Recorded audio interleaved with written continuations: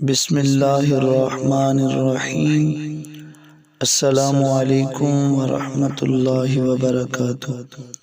صحیح بخاری شریف حدیث نمبر 78۔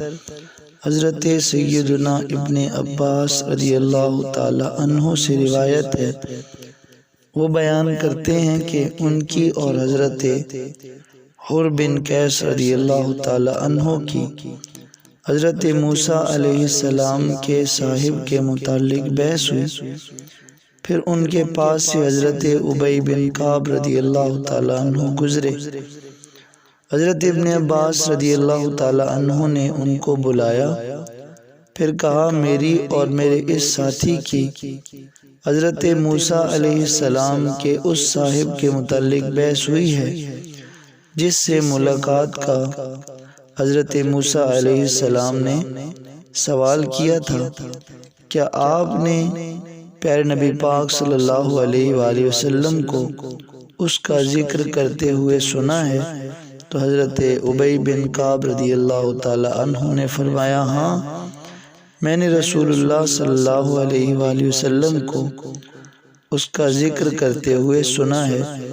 آپ صلی اللہ علیہ وآلہ وسلم فرما رہے تھے کہ حضرت موسیٰ علیہ السلام بنی اسرائیل کی ایک جماعت میں تھے کہ ان کے پاس ایک شخص نے آ کر کہا، کیا آپ کو علم ہے کہ آپ سے بڑا بھی کوئی عالم ہے؟ حضرت موسیٰ علیہ السلام نے کہا نہیں۔ تو اللہ تعالیٰ نے حضرت موسیٰ علیہ السلام کی طرف وحی کی، کیوں نہیں، ہمارا بندہ خضر ہے۔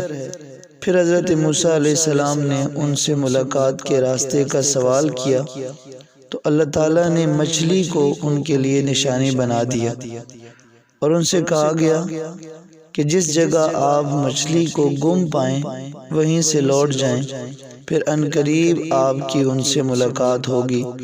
پھر موسیٰ علیہ السلام سمندر میں مچھلی کے نشانات کا پیچھا کر رہے تھے۔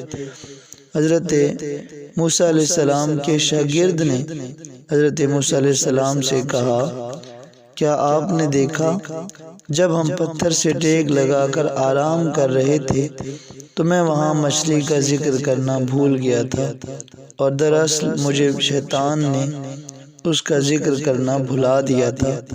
حضرت موسیٰ علیہ السلام نے کہا، ہم اسی کی تلاش میں تھے۔ پھر وہ دونوں وہیں اپنے قدموں کے نشان ڈھونڈتے ہوئے لوٹے۔ پھر ان دونوں نے حضرت خضر علیہ السلام کو پا لیا، اور ان کا جو بھی ماجرا ہوا اس کا ذکر اللہ تعالیٰ نے اپنی کتاب میں فرمایا۔ سامعین محترم، اس حدیث مبارکہ میں آپ نے سماعت فرمایا کہ حضرت عبداللہ ابن عباس رضی اللہ تعالی عنہ اور حضرت حر بن قیس رضی اللہ تعالی عنہ کی جب حضرت موسیٰ علیہ السلام کے صاحب کے متعلق بحث ہوئی تو انہوں نے ایک تیسرے شخص سے جو ان سے زیادہ جاننے والے تھے ان سے فیصلہ کروایا۔